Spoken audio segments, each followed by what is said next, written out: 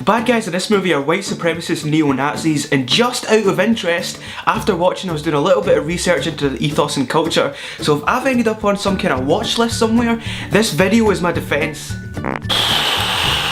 Still thinking about this film. Green Room is one of those films where it's hard to convince someone that they need to see it, you know? They'll ask you, what's it about?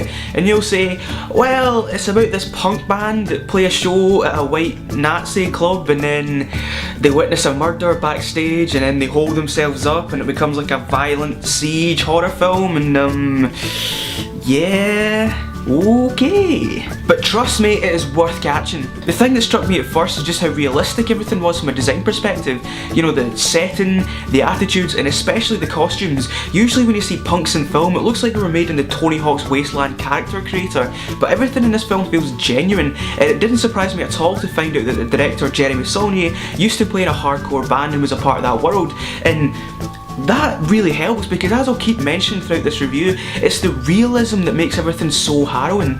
Right from the get-go, this movie is extremely well directed by Saulnier, who also directed 2013's Blue Ruin, and just like Blue Ruin, tension's built up gradually to begin with and sucks you right in. Once the murder's discovered and it all kicks off, it is non-stop. Usually in horrors and thrillers it's like, nah, the character's in a little bit of peril, but you know they're eventually going to find a way at the situation.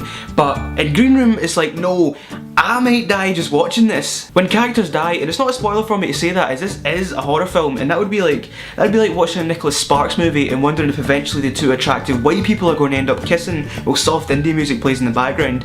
But when characters die, it is truly shocking. It is a visceral movie, especially in the deaths. The deaths are raw and up close and personal and grisly, and it feels real, and that's how it gets under your skin. It's the reality of it that's so unsettling. You know, you watch a Paranormal Activity movie or something like that and there's no connection to being haunted by a poltergeist or whatever, so the fear only comes from loud bangs and jump scares, but a dude coming at you with a Rottweiler and a box cutter?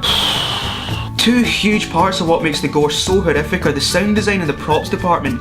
Again, it all comes back to realism. The sounds are thunks, not big comical screams and the kind of sound you might get if you smack a lasagna, and the props are clearly prosthetics over flashy CGI. All this results in deaths that resonate with the audience, and you know they've done a good job when the whole cinema goes, ooh, oh, the main draw of this movie, apart from a retaming of Jeremy Saulnier and Macon Blair, is Patrick Stewart as the big bad. Bet you never thought you'd see Picard as a neo-Nazi. Patrick Stewart cuts a commanding, intimidating figure without doing much, and his sort of stern calmness actually makes him more scary. A lot of the interaction between the band and Patrick's characters with each other on opposite sides of the door, but you see everything from the band's perspective, so even without physically being there, with just his voice, he easily dominates the room. And on the other end of the spectrum you have Anton Yelchin, who everybody seems to be praising, but I honestly thought he was the worst part of the film. I'm not a fan of Anton Yelchin, I'll put that out there. I just don't like his nervous, constantly on the verge of tears acting style, and that was compounded by the fact that his character was just extremely annoying from the start. There's a scene where they're being interviewed, and that's why the band doesn't use social media. He's like, when you upload online, you lose the texture of the music. Aye, alright, you want a mason jar with that as well, you pure hipster. Green Room might be a violent, uncomfortable watch, but it is essential viewing. It's one of those rare projects where the director is perfectly suited to the material, and it sticks with you. The plot is only teased and revealed in small doses, and your confusion only adds to the sense of fear and intimidation, and it makes you feel like you're right there in the room with the band. It is bloody grim, but that just makes it all the more impactful.